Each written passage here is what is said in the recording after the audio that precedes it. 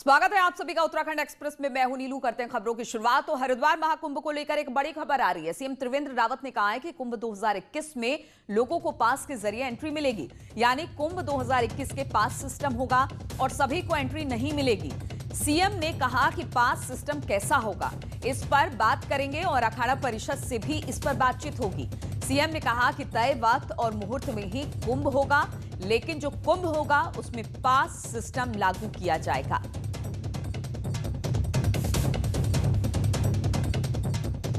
जो परंपरागत रूप से जिस तरह से कुंभ हम करते आ रहे हैं उसी तरीके से होगा। हाँ, संख्यात्मक दृष्टि से वो लिमिट में होगा, नियंत्रण में होगा। हाँ, इन सारे विषयों पर हमने मीटिंग ली साधु संतों के साथ, अखाड़ा परिषद के साथ हम लोग बैठे थे और उस पर क्योंकि संख्या लिमिटेड होगी इसलिए पास उसमें बनाए जाएंगे और उनके पास के आधार पर ही आने की अनुमति होगी। और अगले साल आयोजित होने वाले कुंभ को सीमित रूप से आयोजित किया जाएगा। सीएम त्रिवेंद्र रावत ने बताया कि इस बारे में अंतिम फैसला फरवरी तक साधु संतों के साथ बैठक कर लिया जाएगा। लेकिन अखाड़ा परिषद ने भी कुंभ को कोरोना संक्रमण के कारण सीमित रूप से आयोजित करने पर सहमति जताई है।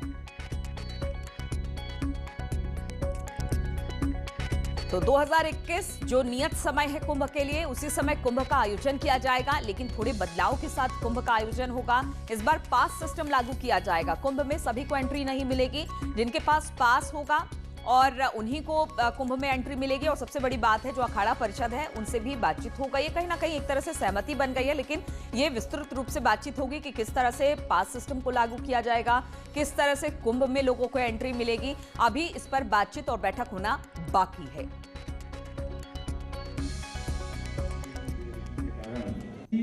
कार्यक्रम में उपस्थित इस क्षेत्र के हमारे विधायक और इसी पर बातचीत करने के लिए देहरादून से दीपांकर भट्ट इस वक्त हमारे साथ जुड़ गए हैं।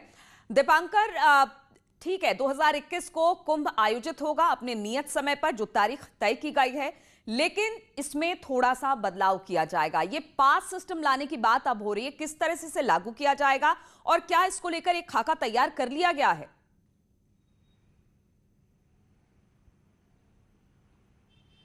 बिल्कुल, जो मुख्यमंत्री ने बात कही कि एक पास सिस्टम जारी किया जाएगा, लेकिन ये कैसे होगा, क्या इसमें पूरी व्यवस्था होगी, क्योंकि कुंभ में देश भर के, दुनिया भर के श्रद्धालु आते हैं और उसमें तमाम राज्यों से कैसे श्रद्धालु आएंगे, अखाड़ों के जो संत महंत रहेंगे, उनके जो फॉलोअर्स रहेंगे, वो किस तरीके से आएंगे, कितनी भीड़ वहां पर रहेगी।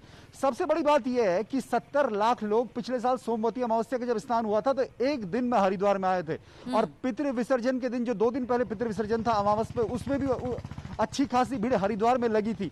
यानी एक दिन में 70 लाख लोगों का अनुमान अगर नॉर्मल स्थितियों में देखा जाए तो 10 करोड़ से ज्यादा लोग पूरे कुंभ में आ सकते थे अगर कोरोना के हालात ना होते। और आने वाले दिनों में भी अगर सरकार पास सिस्टम जारी करेगी तो इतने बड़े नंबर में पास किस तरीके से जारी किए जाएंगे, क्या राज्यों को व्यवस्था दी जाएगी या सरकार किस तरीके से ये सारे पास जारी करेगी, इस पर अभी पूरी चर्चा होनी बाकी है। अखाड़ा परिषद के जो 13 अखाड़े हैं वो इस पर क्या सहमति देते हैं, अभी वो होना बाकी है। तो एक पूरा अभी खाका खींचा जाना बाकी है। लेकिन मुख्यमंत्री ने यह बात साफ कर दी है कि कुंभ तय वक्त पे होगा, तय मुहूर्त पे होगा, लेकिन पास सिस्टम के तहत होगा और वो पास सिस्टम कैसे और क्या होगा उस पर फिलहाल अभी चर्चा होना बाकी है। बिल्कुल दीपांकर, तय मुहूर्त पे होगा, पास सिस्टम लागू किया जाएगा, लेकिन कैसे होगा, क्या होगा, चर्चा अभी बाकी है। लेकिन फिर भी जो अभी वक्त बहुत कम बचा है, बहुत ज्यादा वक्त नहीं है 2021 कुंभ को लेकर, तो इसके लिए किस तरह की तैयारी की जा रही है? क्योंकि सिर्फ श्रद्धालुओं की तो बात छोड़िए, वो तो जो आएंगे उनके पास सिस्टम के साथ वो कुंभ में एंट्री ले सकते हैं, लेकिन जहां तक बात अखाड़ों की है,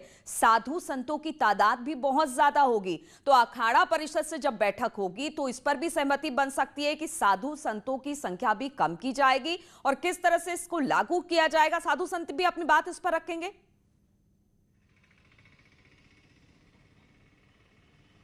बिल्कुल, सबसे बड़ी बात यही होगी क्योंकि 13 अखाड़े हैं और अखाड़ा परिषद इसमें मेन इन्वॉल्वमेंट अखाड़ा परिषद का है। तो जो उसका अध्यक्ष नरेंद्र गिरी महाराज वो पहले ही साफ कह चुके हैं कि हालात जो फरवरी में रहेंगे, सरकार और अखाड़ा परिषद फरवरी में इसके स्वरूप को तय करेगी कि इसका स्वरूप किस तरीके से होगा। सबसे अहम बात यह है कि शाही स्नान जो होते हैं, शाही स्नान पर सबसे ज्यादा भीड़ लगती है और अखाड़ों के वो स्नान होते हैं, उसमें उनके बहुत ज्यादा संत महंत और तमाम फॉलोअर्स पहुंचते हैं। तो उन शाही स्नान के तारीखों पर जो 11 मार्च को पहला स्नान स्नान होना है और 27 अप्रैल को आखिरी स्नान होना है। इस दौरान की भीड़ को कैसे कंट्रोल किया जाएगा और कोरोना के हालात क्या रहेंगे, सबसे अहम रहेगा कि जनवरी और फरवरी में कोरोना के हालात क्या रहेंगे, इस पर फैसला होगा। यानी अभी भीड़ क्या किस नंबर रहेगा, कंट्रोल किस तरीके से की जाएगी, ये सब कुछ तय करेगा कोरोना के हालात जो जनवरी और फरवरी में रहेंगे। नीलू, बिल्कुल, तो बहुत चीजें अभी निश्चित होना बाकी है, बहुत सारी बातें अभी तय होना बाकी है और सबसे बड़ी बात है हालात 2021 के फरवरी के समय किस तरह से रहेंगे उसको भी सरकार को देखना होगा। बहुत बहुत शुक्रिया आपका दीपांकर हमारे साथ जुड़ने के लिए। और अब बात कोरोना की करते हैं तो उत्तराखंड में शुक्रवार को 868 नए कोरोना केस सामने आए हैं, जिसके बाद राज्य में कोरोना केस अब 38,000 के पार पहुंच गया है। राज्य में एक्टिव केस 11,200 के पार हो चुके हैं, जबकि पिछले 24 घंटे में 4 लोगों की मौत तक हो गई है, जिसमें मौत का आंकड़ा अब 464 तक पहुंच गया है। नए केस की बात करें तो देहरादून में 359, हरिद्वार में 106 नए केस हैं, जबकि नैनीताल में 83, उधम सिंह नगर में 16 नए केस सामने आए हैं।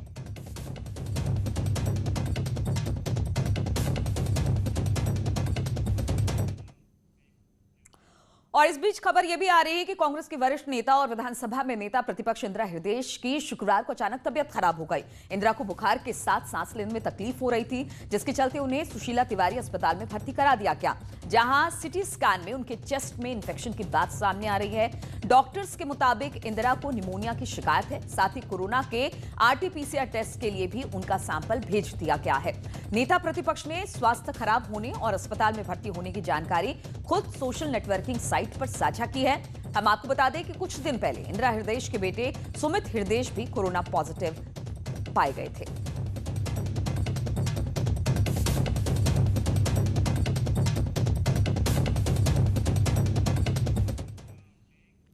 वहीं कोरोना के केस भले ही बढ़ रहे हों, लेकिन राज्य में अब लॉकडाउन नहीं होगा। सीएम त्रिवेंद्र ने कहा कि राज्य में अब लॉकडाउन नहीं होगा। सीएम ने कहा कि लॉकडाउन के मामले में राज्य सरकार केंद्र सरकार की गाइडलाइन के अनुसार काम करती है।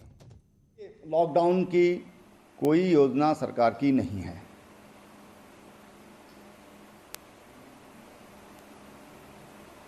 उसमें जो भारत सरकार, जो स्वास्थ्य मंत्रालय है, विश्व स्वास्थ्य संगठन है, उनकी गाइडलाइंस के आधार पर हम लोग काम करते हैं। और देहरादून में बढ़ते कोरोना केस के चलते व्यापारियों ने वीकेंड लॉकडाउन का खुद ही ऐलान कर दिया है, लेकिन अब इस बंदी को लेकर दून व्यापार मंडल और प्रदेश व्यापार मंडल में सहमति नहीं बन पा रही है। अब कारोबारियों में ही एक राय नहीं होने के कारण नगर निगम भी अब मुश्किल में पड़ गया है। निगम का कहना है कि अगर दुकानें पूरी तरह से बंद रही तो सैनिटाइजेशन का काम कराया जाएगा और आधी दुकानें खुली रही तो सैनिटाइजेशन मुश्किल होगा।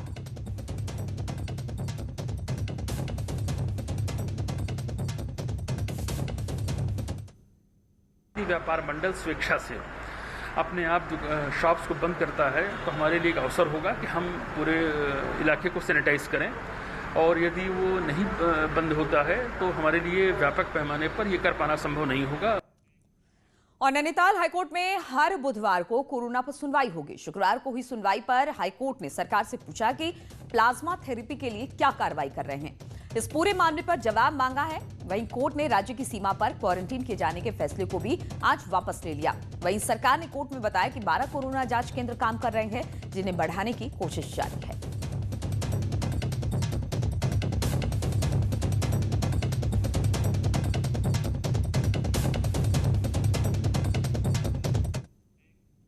और उत्तराखंड में लगातार लोग आ रहे हैं और इस पर सीएम त्रिवेंद्र रावत का भी बयान सामने आया। सीएम ने कहा कि 3 या फिर 4 दिन के लिए आने वालों का बॉर्डर पर कोई टेस्ट नहीं होगा। सीएम ने कहा कि ऐसे लोगों से कोई पूछताछ नहीं होगी, यानी कम समय के लिए आने वालों को बड़ी राहत मिली है और कम समय के लिए आने वालों को एक बड़ी राहत के तौर पर से देखा जा रहा है। इसके लिए हमने कहा है कि जो लोग 3-4 दिन के लिए आ रहे हैं उसके लिए कोविड टेस्ट की कोई ज़रूरत नहीं है, और इसलिए उसको सरल बनाना चाहिए, क्योंकि बीच में काफ़ी यहाँ पर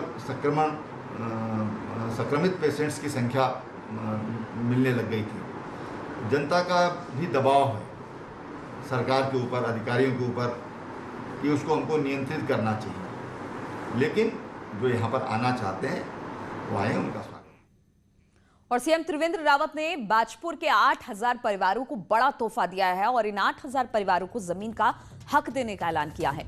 सीएम ने कहा कि अब ये लोग इस जमीन पर खेती के साथ जो लोन भी ले सकेंगे। मुख्यमंत्री ने कहा कि किसी भी परिवार को वहां से हटाया नहीं जाएगा।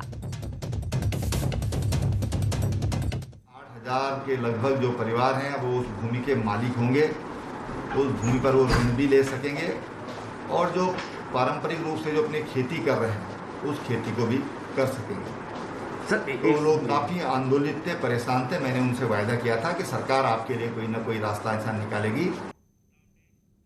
और गैरसैंण को राजधानी बनाने का फैसला त्रिवेंद्र सरकार ने लिया, लेकिन बात अब आगे की सियासत की होने लगी है, जिसमें 20 साल पुराने लॉलीपॉप और 6 महीने पुरानी आइसक्रीम की भी चर्चा हो रही है। इसी साल मार्च में गैरसैंण में सत्र के दौरान मुख्यमंत्री ने एक घोषणा करके सबको हैरान कर दिया था और अब मुख्यमंत्री गैरसैंण को ग्रीष्मकालीन राजधानी बनाने को सबसे बड़ा फैसला बता रहे हैं। सरकार के 3.5 साल पर मीडिया से बातचीत करते हुए मुख्यमंत्री ने साफ कहा कि अब तक गैरसैंण के नाम पर सिर्फ लोगों को लॉलीपॉप थमाया गया। लोगों को लगता था कि गैरसैंण में के लिए भी कभी ऐसा निर्णय लिया जाएगा या खाली लॉलीपॉप दिया जा रहा है। नहीं, हमने घोषणा की सदन के अंतर्गत और उसको अधिसूचित भी करने का काम किया है। गैरसैंण पर त्रिवेंद्र सरकार फैसला ले चुकी है। ऐसे में गैरसैंण में विधानसभा बिल्डिंग की नींव रखने वाली कांग्रेस को कुछ समझ नहीं आ रहा। अब हरीश रावत ने कह दिया कि जनता को आप दें तो आइसक्रीम, हम दें तो लॉलीपॉप।